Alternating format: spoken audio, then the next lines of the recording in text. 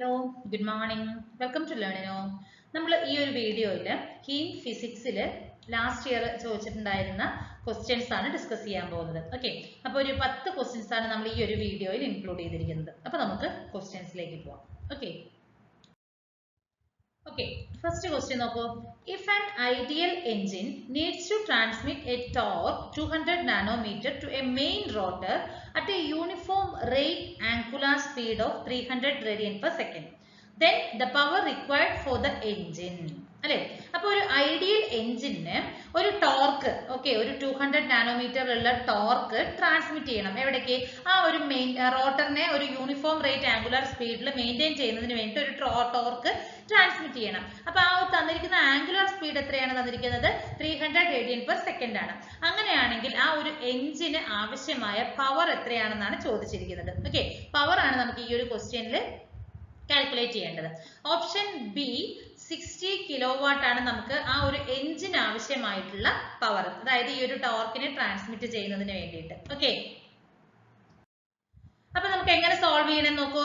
തന്നിരിക്കുന്ന ടോർക്ക് നമുക്കറിയാം 200 നാനോമീറ്റർ ആണ്, ആംഗുലർ സ്പീഡ് ഒമേഗയാണ്, അത് നമുക്ക് 300 റേഡിയൻ പെർ സെക്കൻഡും തന്നിട്ടുണ്ട്. അപ്പൊ നമുക്ക് പവർ കാൽക്കുലേറ്റ് ചെയ്യണം, അതായത് ആ ഒരു എഞ്ചിന് ആവശ്യമായിട്ടുള്ള പവർ കാൽക്കുലേറ്റ് ചെയ്യണമെങ്കിൽ പവർ ആ ഒരു റൊട്ടേഷണൽ മോഷനിലുള്ള ഒരു ഇക്വേഷൻ നമുക്ക് അറിയണം. എന്താണ്?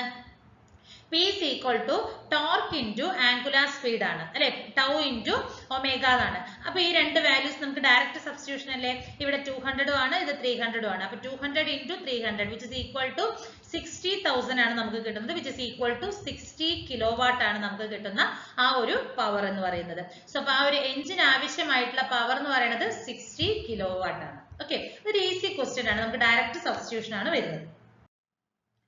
അടുത്ത ക്വസ്റ്റ്യൻ ആണ്, if a body is taken above the surface of earth, it loses its weight by 20% at height of. ഒരു ബോഡി നമ്മൾ എർത്തിന്റെ സർഫേസിൽ നിന്നും മുകളിലേക്ക് ഉയർത്തുകയാണ് അല്ലെങ്കിൽ എടുക്കുകയാണെന്ന് നമ്മൾ പറയുകയാണ്. ഓക്കെ, അപ്പോൾ അതിന്റെ വെയിറ്റ് ഒരു പർട്ടിക്കുലർ ഹൈറ്റ് എത്തുമ്പോൾ 20% റെഡ്യൂസ് ആവുകയാണ്, അതായത് ലോസ് ആയി പോയിരിക്കുകയാണ് ആ ഒരു 20% ഓഫ് വെയിറ്റ് എന്ന് പറയുന്നത്. അതായത് നമുക്കിപ്പോൾ ഒരു 100 ഉണ്ടെങ്കിൽ അതിന്റെ ഒരു 20% വെയിറ്റ്, അതല്ലെങ്കിൽ ഒരു 20 കിലോഗ്രാം ഓഫ് വെയിറ്റ് റെഡ്യൂസ് ആയിരിക്കുകയാണ് ചെയ്യുന്നത് ഒരു പർട്ടിക്കുലർ ഹൈറ്റിൽ. ആ ഹൈറ്റ് എത്രയാണെന്നാണ് നമുക്ക് കാൽക്കുലേറ്റ് ചെയ്യേണ്ടത്. Okay, so here option C ആണ് right answer. Square root of 5 by 2 minus 1 into r. This is the height. ഈ ഒരു പർട്ടിക്കുലർ ഹൈറ്റിലാണ് ആ ഒരു ബോഡി അതിന്റെ 20% ഓഫ് വെയിറ്റ് ലൂസ് ആയിരിക്കുന്നത്. Okay, so root of 5 by 2 minus 1 into r ആണ്. അപ്പൊ ഇത് എങ്ങനെയാണ് നമുക്ക് ഈ ഒരു ഹൈറ്റ് കാൽക്കുലേറ്റ് ചെയ്തതെന്ന് നമുക്ക് നോക്കാം. അപ്പൊ ആ ഒരു ഹൈറ്റ്, അതായത് 20% വെയിറ്റ് ലോസ് ആയിരിക്കുന്ന ഹൈറ്റ് കാൽക്കുലേറ്റ് ചെയ്യണമെങ്കിൽ നമുക്ക് ആ ഒരു ഗ്രാവിറ്റേഷണൽ ഫോഴ്സിന്റെ ഇക്വേഷൻ അറിയണം. നമുക്കറിയാം എഫ് എന്ന് പറയുന്നത് ഡയറക്ട്ലി പ്രൊപ്പോർഷണൽ ടു mm/r² ആണ്. അതിന് നമുക്ക് എങ്ങനെ എഴുതാം? F is equal to g/m/r² ആണ്. G എന്ന് പറയുന്നതാണ് ഗ്രാവിറ്റേഷണൽ കോൺസ്റ്റന്റ് ആണ്. M എന്ന് പറയുന്നത് എർത്തിന്റെ മാസ്, സ്മോൾ m എന്ന് പറയുന്നത് എന്താണ്? ആ ഒരു പർട്ടിക്കുലർ ബോഡിയുടെ മാസ് ആണ്. R എന്ന് പറയുന്നത് എന്താണ്? എർത്തിന്റെ റേഡിയസിൽ നിന്നും വരുന്ന ഡിസ്റ്റൻസിനെയാണ് നമ്മൾ R എന്നുള്ള ഒരു ടേമിൽ ഡിനോട്ട് ചെയ്തിരിക്കുന്നത്, സ്മോൾ ആറോ ക്യാപിറ്റൽ ആറോ. ഓക്കെ, അപ്പൊ ആ ഒരു സർഫേസ് ഓഫ് ദ എർത്ത് ബോഡിയുടെ വെയിറ്റ് എന്ന് പറയുന്നത് എന്തായിരിക്കും? W സെയിം തന്നെയാണ് നമുക്ക് വരുന്നത്, which is equal to g/m/r² ആണ്. ഇനി നമ്മൾ എന്താണ്? R എന്ന് പറയുന്നത് എർത്തിന്റെ ആ ഒരു റേഡിയസ് ആണ്. ഓക്കെ, ഇനി നമ്മൾ ഒരു പർട്ടിക്കുലർ ഹൈറ്റിലേക്ക് ഈ ഒരു ബോഡിനെ നമ്മൾ റേസ് ചെയ്തിരിക്കുകയാണ്, അതായത് ഉയർത്തിയിരിക്കുകയാണ്. അപ്പൊ എന്ത് വരും? അവിടെ നമുക്ക് റേഡിയസ് മാത്രമല്ല ആ ഒരു ഹൈറ്റും കൂടി വരുന്നുണ്ട്, അതും കൂടി നമ്മൾ ഇക്വേഷനിൽ ആഡ് ചെയ്യുകയാണ്. സോ W', അപ്പൊ ആ ഒരു പുതിയ വെയിറ്റിനെയാണ് ഞാൻ W' എന്ന രീതിയിൽ ഡിനോട്ട് ചെയ്തിരിക്കുന്നത്, which is equal to g/m/r plus h whole square ആണ് നമുക്ക് കിട്ടുന്നത്. ഈ h എന്ന് പറയുന്നത് എന്താണ്? ആ ഒരു ഹൈറ്റ് ആണ്, അതായത് എർത്തിന്റെ സർഫേസിൽ നിന്നും ആ ഒരു ബോഡി എത്രത്തോളം ഹൈറ്റിലേക്ക് ഉയർത്തിയിട്ടുണ്ടോ ആ ഒരു ഹൈറ്റ് ആണ് നമ്മൾ സ്മോൾ ലെറ്റർ h എന്നുള്ള ഒരു ടേമിൽ നമ്മൾ ഡിനോട്ട് ചെയ്തിരിക്കുന്നത്. ഓക്കെ, അപ്പൊ നമുക്ക് തന്നിരിക്കുന്നത് 20% ഓഫ് വെയിറ്റ് ആണ് ലോസ് ആയിരിക്കുന്നത് അല്ലെ. അപ്പൊ W' എന്ന് പറയുന്നത് 0.8 ഓഫ് വെയിറ്റ് ആണ് അല്ലെ. ഒറിജിനൽ വെയിറ്റിന്റെ 0.8, 20% എന്ന് പറഞ്ഞാൽ നമുക്ക് അത് ലോസ് ആയിട്ടുണ്ട്. അപ്പൊ റിമൈനിങ് വരുന്നത് 0.8 ആണ് വരുന്നത്. അപ്പൊ ആ രണ്ട് ഇക്വേഷൻ നമുക്ക് ഈക്വൽ ആണ് അല്ലെ. W' is equal to 0.8 of W ആണ്. അപ്പൊ W' എന്താണ്? g/m/r plus h². നമ്മൾ തൊട്ട് പ്രീവിയസ് സ്ലൈഡിൽ നമ്മൾ എടുത്തതാണ്. W എന്താണ് നമുക്കറിയാം Gmm/r² ആണ്. പക്ഷെ ഇവിടെ നമുക്ക് 0.8 കൊണ്ട് മൾട്ടിപ്ലൈ ചെയ്യണം അല്ലെ. 20% ലോസ് ആയതുകൊണ്ട് നമുക്ക് 0.8 വരുന്നുണ്ട്. അപ്പൊ ഇതിൽ നമുക്ക് ഈ ഒരു Gmm ക്യാൻസൽ ആകും, ഈ ഒരു Gmm ക്യാൻസൽ ആകും. സോ റിമൈനിങ് എന്താ വരുന്നത്? 1/r+h² is equal to 0.8/r² ആണ് നമുക്ക് കിട്ടുന്നത്. അപ്പൊ ഇതിന്റെ റെസിപ്രോക്കൽ എടുക്കാം നമുക്ക്. r+h² is equal to r²/0.8 ആണ്. അപ്പൊ രണ്ട് സൈഡ് നമുക്ക് സ്ക്വയർ റൂട്ട് എടുക്കാം. r+h is equal to r/√0.8 കിട്ടും. h ആണ് നമുക്ക് കാൽക്കുലേറ്റ് ചെയ്യേണ്ടത് അല്ലെ. So h is equal to r/0.8 minus r ആണ് ഇവിടെ വരുന്നത്. ഇതിൽ ഞാൻ രണ്ടിലും r കോമൺ ആണ്. സോ r ഞാൻ കോമൺ ആയിട്ട് പുറത്തേക്ക് എടുത്താൽ 1/√0.8 മൈനസ് 1 വരുന്നുണ്ട്. ഇതിനെ സോൾവ് ചെയ്യുമ്പോൾ എനിക്ക് കിട്ടുന്നത് എത്രയാണ്? h is equal to height h is equal to r into square root of 5/2 minus 1 ആണ് നമുക്ക് കിട്ടുന്നത്. ഓക്കെ, ഇങ്ങനെയാണ് നമുക്ക് ആ ഒരു ഹൈറ്റ് കാൽക്കുലേറ്റ് ചെയ്യാൻ പറ്റുന്നത്. ഓക്കെ, അടുത്തൊരു ക്വസ്റ്റ്യൻ നോക്കൂ. if a planet orbits the sun in an elliptical orbit, the quantities associated with the planet that are remaining constant are അല്ലെ. ഒരു പ്ലാനറ്റ് സണ്ണിന് ചുറ്റും ഓക്കെ എലിപ്റ്റിക്കൽ ഓർബിറ്റ് ആയിട്ട് ഒരു പ്ലാനറ്റ് ഓർബിറ്റ് ആയിരിക്കുകയാണ്. അതായത് ഒരു എലിപ്റ്റിക്കൽ ഷേപ്പിൽ ഓർബിറ്റ് ചെയ്തുകൊണ്ടിരിക്കുകയാണ് സണ്ണിന് ചുറ്റും. അങ്ങനെയാണെങ്കിൽ അവിടെ കോൺസ്റ്റന്റ് ആയിട്ട് വരുന്ന എന്താണ് ചില ക്വാണ്ടിറ്റീസുകൾ ഉണ്ട്. അത് എന്താണെന്നാണ് ചോദിച്ചിരിക്കുന്നത്. ഓക്കെ, സോ ഓപ്ഷനിൽ നോക്കൂ. കൈനറ്റിക് എനർജി, ടോട്ടൽ എനർജി പറഞ്ഞിട്ടുണ്ട്, potential energy and angular momentum, linear speed and angular velocity, total energy and angular momentum, and the kinetic energy and angular velocity. Here option D ആണ് നമുക്ക് right answer ആയിട്ട് വരുന്നത്. കാരണം എന്താന്ന് പറഞ്ഞിട്ടുണ്ടെങ്കിൽ ഇവിടെ നമ്മൾ പറഞ്ഞു ഈ ഒരു പ്ലാനറ്റ് സണ്ണിന് ചുറ്റും എലിപ്റ്റിക്കൽ ഓർബിറ്റിലായിട്ടാണ് ഓർബിറ്റ് ചെയ്തുകൊണ്ടിരിക്കുന്നത് അല്ലെ. അപ്പൊ അവിടെ ഉണ്ടാവുന്ന ഒരു എലിപ്റ്റിക് ഓർബിറ്റലില് ടോട്ടൽ മെക്കാനിക്കൽ എനർജി എന്ന് പറഞ്ഞാൽ എന്താണ്? കൈനറ്റിക് എനർജി അതുപോലെ തന്നെ പൊട്ടൻഷ്യൽ എനർജി രണ്ടിന്റെയും കൂടി സമ്മിനെയാണ് നമ്മൾ മെക്കാനിക്കൽ എനർജി എന്നുള്ള രീതിയിൽ നമ്മൾ പറയുന്നത്. So kinetic energy plus potential energy എന്ന് പറയുന്നത് എങ്ങനെയാണ്? രണ്ടും റിമൈൻസ് കോൺസ്റ്റന്റ് ആണ് അല്ലെ. രണ്ടും കോൺസ്റ്റന്റ് ആയതുകൊണ്ട് നമുക്ക് ഈ ഓപ്ഷൻ എ ഒന്നും കൺസിഡർ ചെയ്യേണ്ട. കാരണം ടോട്ടൽ എനർജി കോൺസ്റ്റന്റ് ആണെന്നാണ് നമുക്ക് പറയാനുള്ളത്. അതേപോലെ തന്നെ അവിടെ ഉണ്ടാകുന്ന എന്താണ് ആ ഒരു ആംഗുലാർ മൊമെന്റം. ഓക്കെ, ആംഗുലാർ മൊമെന്റവും നമുക്ക് എങ്ങനെയാ വരുന്നത്? കോൺസ്റ്റന്റ് ആണ്. സോ അതുകൊണ്ടാണ് നമുക്ക് ഓപ്ഷൻ ഡി എന്ന് പറയുന്നത് റൈറ്റ് ആൻസർ ആയിട്ട് വന്നിരിക്കുന്നത്. Total energy and angular momentum that remains constant. Okay, അടുത്ത ക്വസ്റ്റ്യൻ ആണ്. For the flow of incompressible liquid through a pipe the venturi meter is used to measure. Venturi meter നമ്മൾ എന്തിനു വേണ്ടിയിട്ടാണ് use ചെയ്യുന്നത്? അതായത് ഒരു ഇൻകംപ്രസിബിൾ ആയിട്ടുള്ള ഒരു ലിക്വിഡ് പൈപ്പിലൂടെ ഫ്ലോ ആകുമ്പോൾ നമ്മൾ വെഞ്ചുറി മീറ്റർ എന്തിനു വേണ്ടിയിട്ടാണ് യൂസ് ചെയ്യുന്നത്? ആ ഒരു സ്പീഡ് അല്ലെങ്കിൽ ആ ഒരു ഫ്ലോയുടെ സ്പീഡ് എത്രത്തോളം ഉണ്ടെന്ന് കാൽക്കുലേറ്റ് ചെയ്യാൻ അല്ലെങ്കിൽ മെഷർ ചെയ്യുന്നതിന് വേണ്ടിയിട്ടാണ് നമ്മൾ വെഞ്ചുറി മീറ്റർ യൂസ് ചെയ്യുന്നത്. Okay, to measure the speed of flow of an incompressible liquid. ഒരു പൈപ്പിലൂടെ ഉണ്ടാകുന്ന ഇൻകംപ്രസിബിൾ ആയിട്ടുള്ള ലിക്വിഡിന്റെ സ്പീഡ് എത്രത്തോളം, ആ ഒരു ഫ്ലോയുടെ സ്പീഡ് എത്രത്തോളം ആണെന്ന് മെഷർ ചെയ്യുന്നതിന് വേണ്ടിയിട്ടാണ് വെഞ്ചുറി മീറ്റർ യൂസ് ചെയ്യുന്നത്. ബെർണോളിസ് ഇക്വേഷൻ യൂസ് ചെയ്തിട്ടാണ് ഈ പറയുന്ന വെഞ്ചുറി മീറ്റർ നമ്മൾ വർക്ക് ചെയ്യുന്നത്. ഓക്കെ, അടുത്ത ക്വസ്റ്റ്യൻ നോക്കൂ. To gases under the same thermal conditions have same number of molecules per unit volume. If the respective molecular diameters of the gases are in the ratio 1:3, then their respective mean free paths are in the ratio. രണ്ട് ഗ്യാസസുകൾ same thermal കണ്ടീഷൻസിൽ same number of മോളിക്യൂൾസിൽ ഒരു unit വോളിയത്തിൽ എത്രയാണോ same ആയിട്ടാണ് വന്നിരിക്കുന്നത്. അവയുടെ മോളിക്കുലർ ഡയമീറ്റർ നമുക്ക് തന്നിട്ടുണ്ട്. എന്തൊക്കെയാണ്? 1:3 എന്നുള്ള ഒരു റേഷ്യോയിലാണ്. അങ്ങനെയാണെങ്കിൽ നമുക്ക് മീൻ ഫ്രീ പാത്തിന്റെ റേഷ്യോ എത്രയാണെന്നാണ് ചോദിച്ചിരിക്കുന്നത്. ഓക്കെ, ഓപ്ഷൻ ഡി 9:1 ആണ് നമുക്ക് വരുന്ന മീൻ ഫ്രീ പാത്തിന്റെ റേഷ്യോ വരുന്നത്. അപ്പൊ നമുക്കത് എങ്ങനെ സോൾവ് ചെയ്യാമെന്ന് നോക്കാം. അപ്പൊ ഒരു മീൻ ഫ്രീ പാത്ത് എന്ന് പറഞ്ഞാൽ എന്താണ്? Lambda is equal to 1/√2n sigma എന്നുള്ളതാണ് മീൻ ഫ്രീ പാത്തിന്റെ equation. Lambda is equal to 1/√2 into n sigma. n എന്ന് പറഞ്ഞാൽ എന്താണ്? Number of molecules per unit volume. ഒരു യൂണിറ്റ് വോളിയത്തിൽ എത്രത്തോളം മോളിക്യൂൾസുകൾ ഉണ്ടോ അതാണ് n എന്ന് പറയുന്നത്. സിഗ്മ എന്ന് പറഞ്ഞാൽ എന്താണ്? ആ ഒരു പർട്ടിക്കുലർ ക്രോസ് സെക്ഷനിൽ വന്നിരിക്കുന്ന എഫക്റ്റീവ് കൊളീഷൻ ആണ് വരുന്നത്. അതെന്ന് പറയുന്നത് മോളിക്കുലർ ഡയമീറ്ററിന് ഡയറക്ട്ലി പ്രൊപ്പോർഷനിലാണ്. അതായത് മോളിക്കുലർ ഡയമീറ്ററിന്റെ സ്ക്വയറിന്, ദാറ്റ് ഈസ് സിഗ്മ എന്ന് പറയുന്നത് ഡി സ്ക്വയറിന് ഡയറക്ട്ലി പ്രൊപ്പോർഷനിലാണ്. അപ്പൊ ഈ ഗ്യാസസിന് സെയിം നമ്പർ ഓഫ് മോളിക്യൂൾസ് ആണെന്ന് നമുക്ക് പറഞ്ഞിട്ടുണ്ട്. അതേപോലെ തന്നെ തെർമൽ കണ്ടീഷൻസും സെയിം ആണ്. അപ്പൊ അങ്ങനെയാണെങ്കിൽ അവയുടെ മീൻ ഫ്രീ പാത്തുകൾ തമ്മിലുള്ള റേഷ്യോ എന്ന് പറയുന്നത് അവയുടെ മോളിക്കുലർ ഡയമീറ്ററിന് ഡയറക്ട്ലി പ്രൊപ്പോർഷണൽ ആയിരിക്കും അല്ലെ. അത് അതിന്റെ ഡിപ്പെൻഡ് ചെയ്തിട്ടാണ് നമുക്ക് കിട്ടുന്നത്. അപ്പൊ മോളിക്കുലർ ഡയമീറ്റർ നമുക്ക് എങ്ങനെ എഴുതാം? D1:D2 എന്ന് പറയുന്നത് 1:3 എന്ന് തന്നിട്ടുണ്ട് അല്ലെ. അപ്പൊ അവയുടെ ക്രോസ് സെക്ഷണൽ ഏരിയക്ക് നമുക്ക് എങ്ങനെ വരും? σ1:σ2 നമുക്കറിയാം that is directly proportional to d square ആണ്. അപ്പൊ d1 square into d2 square അതായത് റേഷ്യോ ആണ് വരുന്നത് അല്ലെ. സോ 1:3 1:3 സ്ക്വയർ എന്ന് പറയുന്നത് 1:9 ആണ്. സോ അപ്പൊ അവർ തമ്മിലുള്ള മീൻ ഫ്രീ പാത്തുകളുടെ റേഷ്യോ എന്ന് പറയുന്നത് എങ്ങനെയാണ്? σ1/σ2 is equal to λ1/λ2. Mean free path എന്ന് പറയുന്നത് λ1 λ2 ആണ്. അപ്പൊ σ2/σ1 വരും. സോ 1:9 എന്നുള്ളത് 9:1 റേഷ്യോയിലാണ് നമുക്ക് കിട്ടുന്നത്. ഓക്കെ, അടുത്ത ക്വസ്റ്റ്യൻ ആണ്. The quantity of heat conducted through a metal rod kept its end at 100 degrees Celsius and 120 degrees Celsius is 5 joule per second. If the ends are kept at 200 degrees Celsius and 220 degrees Celsius, then the quantity of heat conducted in 10 seconds is. Okay. അപ്പൊ ഒരു heat ഒരു metal റോഡിലൂടെ conduct ചെയ്യുന്നതിനെ നമ്മൾ എന്ത് ചെയ്തിരിക്കുകയാണ്? അതിന്റെ ആ ഒരു എൻഡിൽ വരുന്ന ടെമ്പറേച്ചർ എന്ന് പറയുന്നത് 100 ഡിഗ്രിയും 120 ഡിഗ്രിയും ആണ്. അതിന്റെ ആ ഒരു ഹീറ്റിന്റെ ആ ഒരു ഇത് വരുന്ന ക്വാണ്ടിറ്റി എത്രയാണ്? 5 ജൂൾ ആണ് വന്നിരിക്കുന്നത്. ഓക്കെ, അതായത് 100 ഡിഗ്രിയിലും 120 ഡിഗ്രിയിലും 5 ജൂൾ ആണ് വന്നിരിക്കുന്നത്. നമ്മൾ ടെമ്പറേച്ചർ റേസ് ചെയ്തിരിക്കുകയാണ്.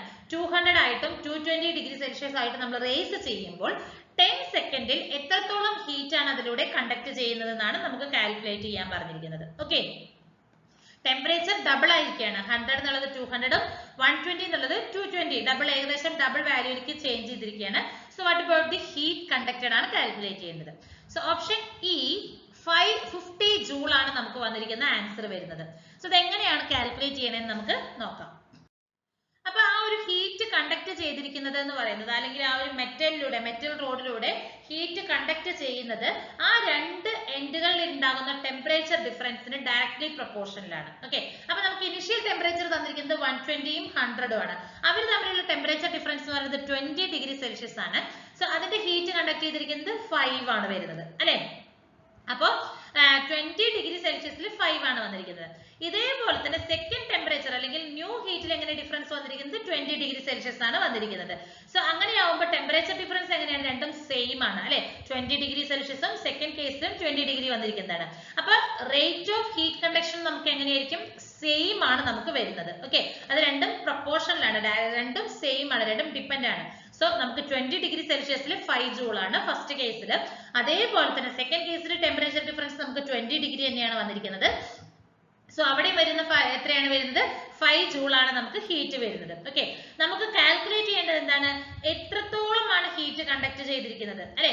ഇൻ 10 സെക്കൻഡ്സിൽ 10 സെക്കൻഡിൽ എത്രത്തോളമാണ്? അപ്പൊ ടൈം നമുക്ക് തന്നിരിക്കുന്നത്. അപ്പൊ ഹീറ്റ് കണ്ടക്ട് ചെയ്തിരിക്കുന്നത് എങ്ങനെയാണ്? Rate of heat conduction into time ആണ്. അപ്പൊ റേറ്റ് നമുക്കറിയാം 5 ജൂൾ ആണ് വരുന്നത്, ഇൻറ്റു ടൈം തന്നിരിക്കുന്നത് 10. സോ 50 ജൂൾ ആണ് നമുക്ക് വരുന്ന ആ ഒരു ഹീറ്റ് കണ്ടക്ട് ചെയ്തിരിക്കുന്നത് കാൽക്കുലേറ്റ് ചെയ്യാനുള്ളത്. ഇപ്പൊ നമുക്ക് ഇവിടെ ടെമ്പറേച്ചർ ഡിഫറൻസ് 20 ഡിഗ്രി അല്ലെങ്കിൽ നമുക്ക് വേറെ മാറ്റി ചെയ്യേണ്ടി വരും അല്ലെ. 20 ഡിഗ്രിക്ക് അല്ല, അതായത് ഡയറക്ട്ലി പ്രൊപ്പോർഷണൽ അല്ലെങ്കിൽ ആ ഒരു പ്രൊപ്പോർഷണാലിറ്റി ഉള്ളത് കൊണ്ടാണ് നമുക്ക് എന്ത് വരുന്നത്? 5 ജൂൾ ആയിട്ട് നമുക്ക് എടുക്കാൻ പറ്റിയിരിക്കുന്നത്. ഓക്കെ, അടുത്തൊരു ക്വസ്റ്റ്യൻ നോക്കൂ. The equipotential surface is, equipotential surface എങ്ങനെയായിരിക്കും? ഓപ്ഷൻസ് എന്തൊക്കെയാണെന്ന് പറഞ്ഞിരിക്കുന്നത് നോക്കൂ. A plane for a point charge, a spherical for a dipole, cylindrical for a dipole, spherical for a point charge, cylindrical for a point charge. Option D ആണ് right answer. ഒരു equipotential surface എന്ന് പറയുന്നത് ഒരു point ചാർജിന് spherical ആയിട്ടായിരിക്കും വരുന്നത് അല്ലെ. Equipotential surface for a point charge എന്ന് പറയുന്നത് സ്പെറിക്കൽ ആണ്. കാരണം എന്താന്ന് പറയണമെങ്കിൽ ഇലക്ട്രിക്കൽ പൊട്ടൻഷ്യൽ ഒരു പോയിന്റ് ചാർജിന് അറൗണ്ട് ആയിട്ട് വരുന്ന ഏതൊരു പോയിന്റിലുണ്ടാവുന്ന ഇലക്ട്രിക്കൽ പൊട്ടൻഷ്യൽ എന്ന് പറയുന്നത് ആ ഒരു ചാർജിൽ നിന്നും വരുന്ന ഡിസ്റ്റൻസിന് സെയിം ആയിട്ടായിരിക്കും വരുന്നത്. അപ്പൊ എന്താണ്? നമുക്കൊരു സ്പെറിക്കൽ സർഫേസ് ആണ് നമുക്ക് അവിടെ ഫോം ആകുന്നത്. ഓക്കെ, അപ്പൊ ഒരു പോയിന്റ് ചാർജിൽ എങ്ങനെയായിരിക്കും? ഒരു സ്പെറിക്കൽ ആയിട്ടായിരിക്കും നമുക്ക് ഈ ഒരു ഇക്വിപൊട്ടൻഷ്യൽ സർഫേസ് എന്ന് പറയുന്നത്. ഓക്കെ, അടുത്തൊരു ക്വസ്റ്റ്യൻ നോക്കൂ. In a Carnot engine the temperature of the sink is 350 K. If the efficiency of the engine is 50%, then the temperature of the source should be. അല്ലെ, ഒരു സിങ്കിന്റെ ടെമ്പറേച്ചർ എന്ന് പറയുന്നത് 350 K ആണ്. അവിടെ എഞ്ചിന്റെ എഫിഷ്യൻസി 50% ആണെങ്കിൽ ആ ഒരു സോഴ്സ് ടെമ്പറേച്ചർ എത്രത്തോളം ആയിരിക്കണം എന്നാണ് ചോദിച്ചിരിക്കുന്നത്. സോ ഓപ്ഷൻ എ ആണ് റൈറ്റ് ആൻസർ. 700 K ആണ് നമുക്ക് വേണ്ട സോഴ്സ് ടെമ്പറേച്ചർ എന്ന് പറയുന്നത്. ഓക്കെ, സോ ഇത് എങ്ങനെ കാൽക്കുലേറ്റ് ചെയ്യാമെന്ന് നമുക്ക് നോക്കാം. നമുക്ക് തന്നിരിക്കുന്ന എഫിഷ്യൻസി ഈറ്റ 50% ആണ്, അതുകൊണ്ടാണ് ഞാൻ 0.5 എന്ന് എടുത്തിരിക്കുന്നത്. ഹീറ്റ് സിങ്കിന്റെ അല്ലെങ്കിൽ ആ ഒരു സിങ്കിന്റെ ടെമ്പറേച്ചർ നമുക്ക് 350 K തന്നിട്ടുണ്ട് അല്ലെ. അപ്പൊ ഇക്വേഷൻ നമുക്കറിയാം, ഈറ്റ അല്ലെങ്കിൽ efficiency is equal to 1 minus T sink by T source ആണ്. നമുക്ക് ടി സോഴ്സ് ആണ് കാൽക്കുലേറ്റ് ചെയ്യേണ്ടത് അല്ലെ. വാല്യൂ സബ്സ്റ്റിറ്റ്യൂട്ട് ചെയ്യൂ. 0.5 is equal to 1 minus 350 by T source ആണ് വരുന്നത്. അപ്പൊ ഇതിനെ ഞാൻ ഒന്ന് സോൾവ് ചെയ്യാണ്. എക്സ്പാൻഡ് ചെയ്യുമ്പോൾ നമുക്ക് എങ്ങനെ കിട്ടുന്നത്? 0.5 is equal to T source minus 350 by T source ആണ്. ഇത് ഞാൻ ഒന്നും കൂടി സോൾവ് ചെയ്യാണ്. 0.5 അതായത് നിങ്ങൾ മൾട്ടിപ്ലൈ ചെയ്യുമ്പോൾ 0.5 T source equal to T source minus 350 ആണ് വരുന്നത്. അപ്പൊ ഈ 350 ഇവിടേക്ക് പോകും, 0.5 ഇവിടേക്ക് വരും അല്ലെ. സോ ഞാൻ ഇത് എക്സ്പാൻഡ് ചെയ്യുമ്പോൾ എനിക്ക് എത്ര കിട്ടുന്നത്? 700 ആണ് വരുന്നത്. Okay,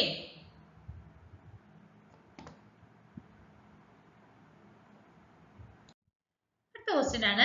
The ratio of respective RMS velocity of the gas molecules of an ideal gas at 327 degrees Celsius and 627 degrees Celsius is. Okay, RMS വെലോസിറ്റിയുടെ റേഷ്യോ ആണ് കാൽക്കുലേറ്റ് ചെയ്യേണ്ടത്. ഓക്കെ, ഗ്യാസ് മോളിക്യൂളുടെ ഐഡിയൽ ഗ്യാസിന്റെ നമുക്ക് തന്നിരിക്കുന്ന ടെമ്പറേച്ചർ എത്രയൊക്കെയാണ്? 327 ഡിഗ്രിയും 627 ആണ്. So we have to calculate the RMS velocity. Okay, so here option C √2 is to √3 ആണ് നമുക്ക് വരുന്ന RMS വെലോസിറ്റിയുടെ റെസ്പെക്റ്റീവ് റേഷ്യോ എന്ന് പറയുന്നത്. സോ എങ്ങനെയാണ് കാൽക്കുലേറ്റ് ചെയ്യണത് നമുക്ക് നോക്കാം. അപ്പൊ RMS വാല്യൂ ഇക്വേഷൻ എന്താണ്? VRMS is equal to √3 kBT by m ആണ് വരുന്നത്. ഗിവൺ ടെമ്പറേച്ചർ എന്തൊക്കെയാണ്? T1 നമുക്ക് തന്നിട്ടുണ്ട്, അതുപോലെ തന്നെ T2 തന്നിട്ടുണ്ട്. ഡിഗ്രി സെൽഷ്യസിലാണ്, നമുക്ക് അതിനെ കെൽവിനിലേക്ക് മാറ്റണം. അപ്പൊ 600ഉം 900ഉം ആണ് കിട്ടുന്നത്. അപ്പൊ റേഷ്യോ കാൽക്കുലേറ്റ് ചെയ്യാനായിട്ട് T2 by T1 എടുത്തു അല്ലെ. VRMS2 by VRMS1 is equal to square root of T2 by T1. ഇത് സ്ക്വയർ റൂട്ട് ചെയ്തിട്ടുണ്ടെങ്കിൽ എനിക്ക് എത്രയാണ് വരുന്നത്? √3 by √2 ആണ് വരുന്നത്. So which is equal to √2 is to √3 ആണ് കിട്ടുന്നത്. ഓക്കെ, അടുത്ത ക്വസ്റ്റ്യൻ ആണ്. A man fires bullets at 2 hillocks, one shorter and other taller. The taller one is behind the smaller one. If the first echo is heard after 6 seconds and the second echo is after 12 seconds, then the distance between the hillocks is velocity of sound in air 330 meter per second. അപ്പൊ ഒരാള് bullet fire ചെയ്തിരിക്കുകയാണ്. 2 ഹിലോക്സിലായിട്ടാണ്, ഒരെണ്ണം ഷോർട്ടറും ഒന്നും ടോളറും ആയിട്ടാണ് വന്നിരിക്കുന്നത്. ടോളറിന്റെ തൊട്ട് പുറകിലായിട്ടാണ് നമുക്ക് smaller one വന്നിരിക്കുന്നത്. അപ്പൊ ഫസ്റ്റ് എക്കോ കേട്ടിരിക്കുന്നത് ആഫ്റ്റർ 6 സെക്കൻഡിലും സെക്കൻഡ് എക്കോ കേട്ടിരിക്കുന്നത് എങ്ങനെയാണ്? 12 സെക്കൻഡ്സിനും ശേഷമാണ്. അങ്ങനെയാണെങ്കിൽ ആ 2 ഹിലോക്കുകൾ തമ്മിൽ ഉണ്ടാവുന്ന ഡിസ്റ്റൻസ് എത്രത്തോളമാണെന്നാണ് ചോദിച്ചിരിക്കുന്നത്. അപ്പൊ സൗണ്ടിന്റെ വെലോസിറ്റി നമുക്ക് തന്നിരിക്കുന്നത് 330 മീറ്റർ പെർ സെക്കൻഡ് ആണ്. അപ്പൊ ഇത് കാൽക്കുലേറ്റ് ചെയ്യുമ്പോൾ 990 മീറ്റർ ആണ് 2 ഹിലോക്സുകൾ തമ്മിലുണ്ടാകുന്ന ആ ഒരു ഡിസ്റ്റൻസ് എന്ന് പറയുന്നത്. ഇത് എങ്ങനെയാണ് കാൽക്കുലേറ്റ് ചെയ്യണമെന്ന് നമുക്ക് നോക്കാം. അപ്പൊ നമുക്ക് എങ്ങനെയാണ് തമ്മിലുള്ള ഡിസ്റ്റൻസ് കാൽക്കുലേറ്റ് ചെയ്യണമെന്ന് നമുക്ക് നോക്കാം. ഓക്കെ, അപ്പൊ ഡിസ്റ്റൻസ് കാൽക്കുലേറ്റ് ചെയ്യുന്നതിനായിട്ട് നമുക്ക് തന്നിരിക്കുന്ന വാല്യൂസ് ഒന്ന് സ്പീഡ്, അതായത് സൗണ്ടിന്റെ സ്പീഡാണ്, എയറിലുള്ള സ്പീഡാണ് നമുക്ക് തന്നിരിക്കുന്നത്. പിന്നെ ഫസ്റ്റ് എക്കോ നമുക്ക് കേട്ടിരിക്കുന്നത് 6 സെക്കൻഡിന് ശേഷവും സെക്കൻഡ് എക്കോ എന്ന് പറയുന്നത് 12 സെക്കൻഡിന് ശേഷവുമാണ്. ഈ 3 വാല്യൂസ് ആണ് നമുക്ക് തന്നിരിക്കുന്നത്. ഈ 3 വാല്യൂസ് യൂസ് ചെയ്തിട്ടാണ് നമുക്ക് 2 ഹിലോക്കുകൾ തമ്മിലുള്ള ഡിസ്റ്റൻസ് കാൽക്കുലേറ്റ് ചെയ്യേണ്ടത്. ഓക്കെ, സോ അപ്പൊ നമുക്ക് 330 തന്നിട്ടുണ്ട്, 6 സെക്കൻഡ് തന്നിട്ടുണ്ട്, 12 സെക്കൻഡ് തന്നിട്ടുണ്ട്. അപ്പൊ ഈ വാല്യൂസ് യൂസ് ചെയ്തിട്ട് നമുക്ക് ഫസ്റ്റ് ഹിലോക്കിന്റെ ഡിസ്റ്റൻസ് കാൽക്കുലേറ്റ് ചെയ്യാം. എങ്ങനെയാ വരുന്നത്? D1 is equal to V into T1 by 2 ആണ് വരുന്നത് അല്ലെ. അപ്പൊ V അറിയാം, T1 അറിയാം. സോ സബ്സ്റ്റിറ്റ്യൂട്ട് ചെയ്യൂ. 330 into 6 by 2 എന്ന് പറയുന്നത് 990 മീറ്റർ ആണ് ഫസ്റ്റ് ഹിലോക്കിന്റെ ഡിസ്റ്റൻസ് വരുന്നത്. ഓക്കെ, സെക്കൻഡ് വണ്ണിനെ കാൽക്കുലേറ്റ് ചെയ്യാൻ സെയിം ഇക്വേഷൻ തന്നെയാണ്, V into T2 by 2. കാരണം T2 എന്ന് പറയുന്നത് എന്താണ്? നമുക്ക് സെക്കൻഡ് ടൈം ആണ് അല്ലെ, സെക്കൻഡ് എക്കോയുടെ ടൈം ആണ്. സോ വാല്യൂ സബ്സ്റ്റിറ്റ്യൂട്ട് ചെയ്യൂ. 330 into 12/2 ആണ്, which is equal to 1980 metre ആണ് വരുന്നത് അല്ലെ, 1980 മീറ്റർ ആണ്. അപ്പൊ ഈ രണ്ട് കിലോകൾ തമ്മിൽ ഡിസ്റ്റൻസ് കാൽക്കുലേറ്റ് ചെയ്യാൻ എന്താണ്, ഈ രണ്ട് ഡിസ്റ്റൻസുകൾ തമ്മിൽ ഡിഫറൻസ് എടുത്താൽ മതി അല്ലെ. അപ്പൊ 1980 minus 990 meter is equal to 990 meter ആണ് രണ്ട് കിലോകൾ തമ്മിൽ ഉണ്ടാകുന്ന ആ ഒരു ഡിസ്റ്റൻസ് എന്ന് പറയുന്നത്. ഓക്കെ, അപ്പൊ 10 ക്വസ്റ്റ്യൻസ് ആണ് നമ്മൾ ഈ ഒരു വീഡിയോയിൽ ഡിസ്കസ് ചെയ്തിരിക്കുന്നത്. റിമൈനിങ് ക്വസ്റ്റ്യൻസ് നമുക്ക് ബാക്കിയുള്ള വീഡിയോസിലായിട്ട് നമുക്ക് കാണാം. Thank you.